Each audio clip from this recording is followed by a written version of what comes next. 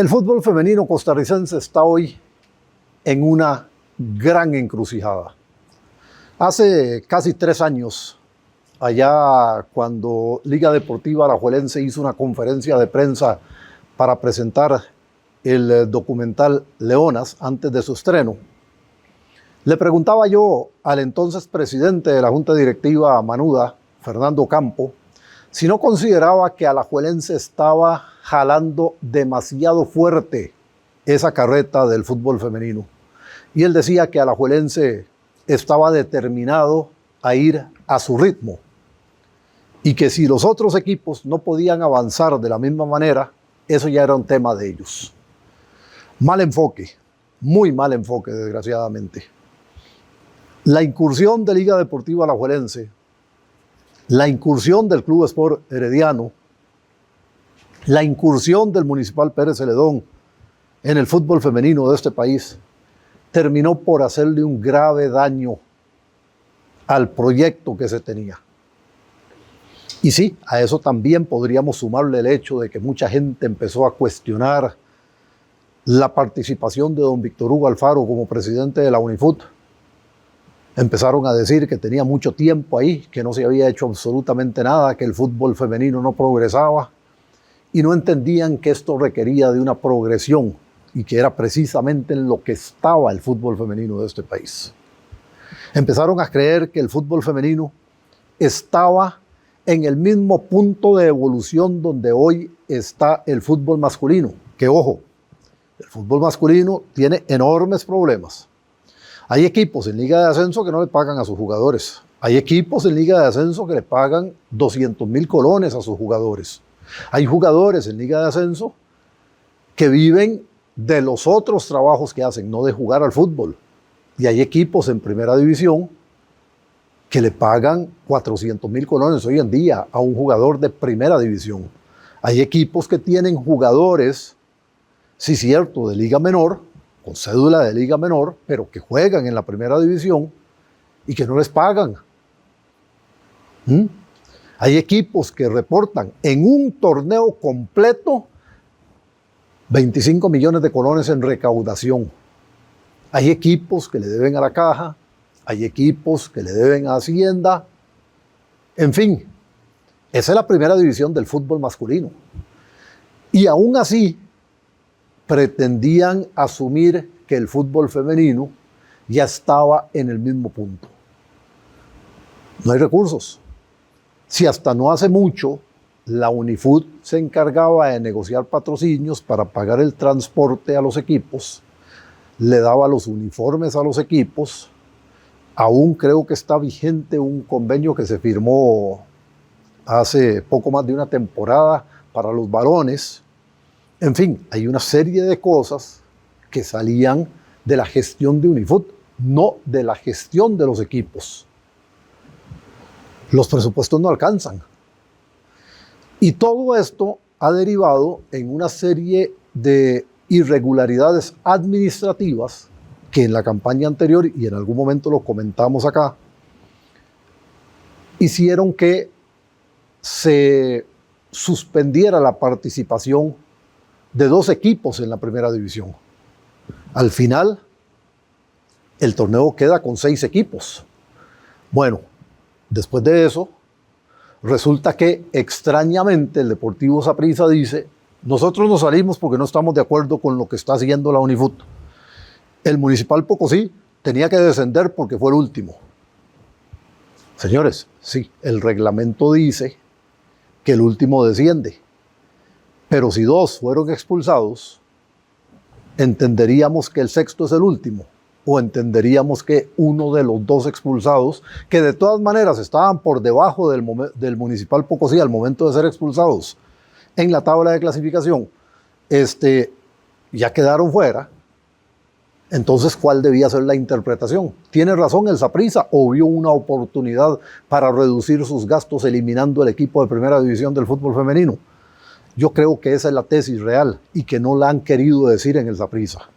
Porque, ojo, los estatutos de la Unifut también establecen puntualmente que el campeonato de la Primera División se debe jugar con un mínimo de 8 equipos y un máximo de 12 equipos. Y eso lo dice, insisto, puntualmente el estatuto de la UNIFUT. Entonces, lo que hizo la Junta Directiva de traer al subcampeón de la segunda división y de mantener a Pocosí estaba a derecho, conforme con esos mismos estatutos. Pero Saprissa dijo no. Y una vez que Saprissa dijo no voy, entonces trajeron a Carmelita, que fue el tercero en la segunda división, y entonces aparecieron los genios que se habían llevado la franquicia del Herediano para el sur de Limón, los de Puerto Viejo, y dijeron, no, nosotros no vamos a participar porque no estamos de acuerdo. La gran pregunta es, ¿no se han dado cuenta de que están generando más caos en lugar de aportar soluciones? ¿No se han dado cuenta de que están embarrialando la cancha? ¿No se han dado cuenta de que están frenando el progreso del fútbol femenino de este país? ¿No se han dado cuenta de que esos cuentos nadie se los cree? ¿No se han dado cuenta de que tienen que tomarse ellos mismos la cosa en serio, primero que nada? Porque por este camino por el que vamos, será muy difícil que haya campeonato de primera división del fútbol femenino de este país. Y ojo, esto afecta también notablemente el tema de las selecciones nacionales. Es cierto, es muy cierto que ahí se está en este momento en la disputa por llegar al campeonato mundial. En el caso de la sub-17, y que se está en el proceso en el caso del sub-20, paso que ya está por venir. Pero si no hay equipos que alimenten ese proceso de selecciones nacionales, todo se va a venir abajo. Ojo, la semana pasada la selección mayor, sí, la misma que decían que no servía cuando estaba Amelia Valverde y todos creían que esa selección tenía que golear a todos sus rivales, llegó a nada más y a nada menos que a 11 partidos sin ganar. Segunda vez en la historia que una selección femenina de fútbol de nuestro país llega a ese registro. Sí. Y resulta que no está Amelia al frente del equipo. Entonces, tenemos que entender que esto requiere de un análisis serio, de un análisis profundo, de un análisis completo, objetivo, para encontrar soluciones, y que no podemos seguir en esa línea tipo fanático de simplemente estar tirando y tirando y tirando y tirando por la borda lo que se ha venido construyendo. Las jugadoras se merecen un poquito de consideración. Y en esto creo que todos los actores que quedan hoy dentro del fútbol femenino tienen que poner su granito de arena. Un punto más. Cuando Saprissa, en un comunicado público y que hicieron, decía que no iban a continuar con el equipo de primera división, decían, por ejemplo, que a los equipos no los toman en cuenta por parte de la UNIFUT. Miren, yo les voy a decir, yo he ido a cubrir varias actividades de UNIFUT y siempre quien iba en representación del Saprissa era Carol. Que yo nunca entendí realmente cuál era el rol de Carol en el Saprissa, porque no era la gerente deportiva del equipo. Es decir, ahí usted no veía al gerente deportivo, no veía al gerente general del Saprissa y no veía mucho menos al presidente de la junta directiva del Saprissa. Ellos no iban a esas reuniones. Entonces, ¿cómo van a venir ahora a decir que es que no involucran a los equipos? Cuando, con todo respeto para Carol, por quien tengo una enorme admiración, lo que hacían era mandar gente de tercer nivel que no puede tomar decisiones porque tiene que ir a consultarlas con todos ellos. Y no iban a las reuniones. Y entonces ahora vienen y dicen, es que nunca nos tomaron en cuenta. Pregunto, ¿ellos se habrán involucrado? Recuerdo en una oportunidad, precisamente en una presentación que hizo Unifoot, estar hablando con Bernal Castillo, y, perdón, no dije el apellido de Carol Robles. Hablaba con Bernal Castillo, y Bernal, que venía llegando, en ese tiempo dirigía al Herediano, que todavía estaba. Venía llegando de México.